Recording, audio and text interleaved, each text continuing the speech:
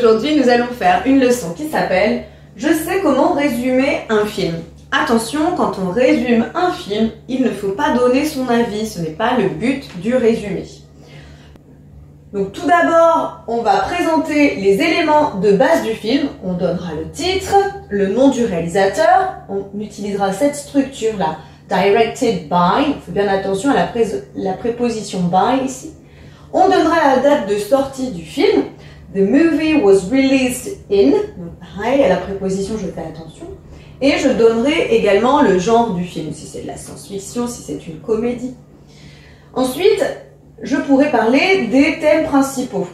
Donc, est-ce que c'est la guerre? Est-ce que ça peut être l'amour, la conquête spatiale? Et là, eh bien, pour ce faire, je vais pouvoir utiliser ce type de structure. This film deals with, donc ce film traite de, this film is about, donc ce film est à propos de, it shows, it portrays. Donc là, c'est l'un ou l'autre, hein, ça montre, ça représente. Et pour terminer, eh bien, on va organiser le résumé de l'intrigue. Là, il va falloir qu'apparaisse dans cette partie la situation de départ du film, le développement et le dénouement, c'est-à-dire la fin.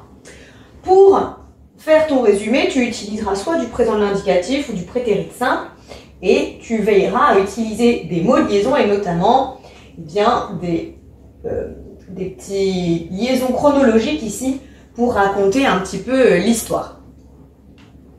Let's practice now.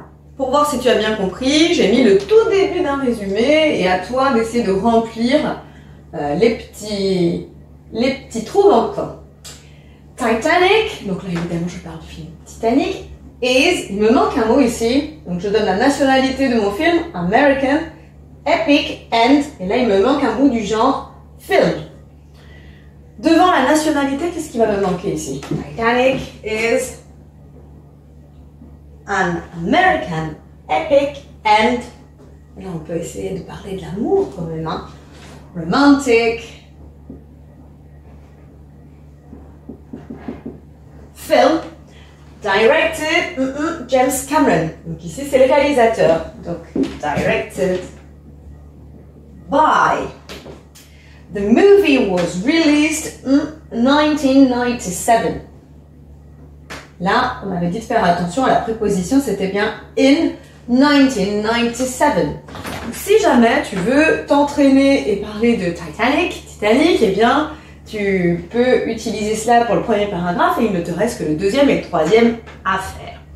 Si c'est encore un peu difficile, il y a sur la plateforme des exercices pour t'entraîner. I hope it's easier now. See you later. Bye. Maintenant que tu as tout compris, entraîne-toi en faisant les exercices ci-dessous.